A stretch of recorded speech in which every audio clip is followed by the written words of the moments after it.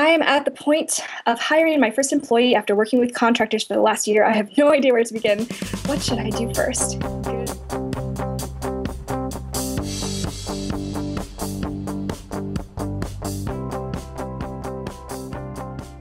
Good one. Hiring is such an interesting space. What we did two things. No, we did three things. Okay. Our very first hire, we simply posted to a job board. We went through 110 applications. We interviewed 7 people, and we picked the person who we liked the best.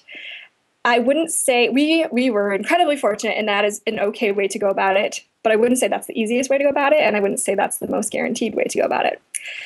Other ways that we've done it that have worked really well. One is just go out to your network and ask. The YEC, for example, is a really amazing network where I see people all the time asking, does anybody know a really solid fill in the blank who could fit within our company? These are the needs.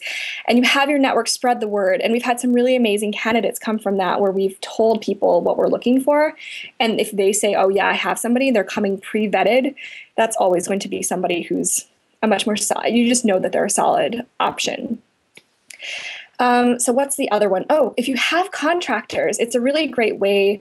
If you can bring someone in as a contractor first to kind of pre-vet them.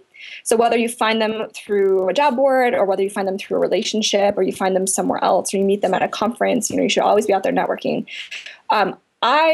We've had success bringing people in as contractors first. You have to find the right person who can make that work, but bringing them in as a contractor. And then if everything works out really well, tell them, we'll give you a 3-month contractor trial and then hire them full time. So it sounds like you've been working with contractors. I'm not sure what your business is or if this is something where those particular contractors would be interested in becoming employees. But if you already have those relationships, that could be a really good place to start to say, hey, do you want this more guaranteed solid work?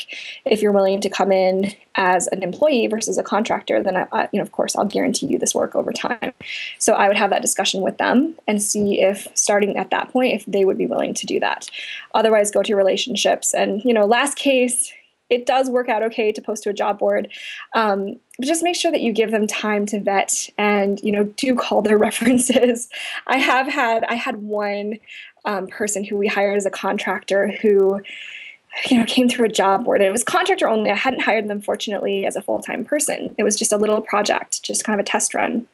And the day that they were supposed to do this work, everything had been great. They were really excited. The day came that they were supposed to do this work on a deadline. I didn't hear from them. I couldn't get a hold of them. Nothing. I finally heard back, and this person said, well, I broke up with my significant other, and I have to move out of my house. And then they said, needless to say, LoudPixel is neither a concern nor, I don't know. LoudPixel is not a concern of mine right now. Which was shocking to me because it was so disrespectful. I couldn't believe that anyone would ever say anything like that.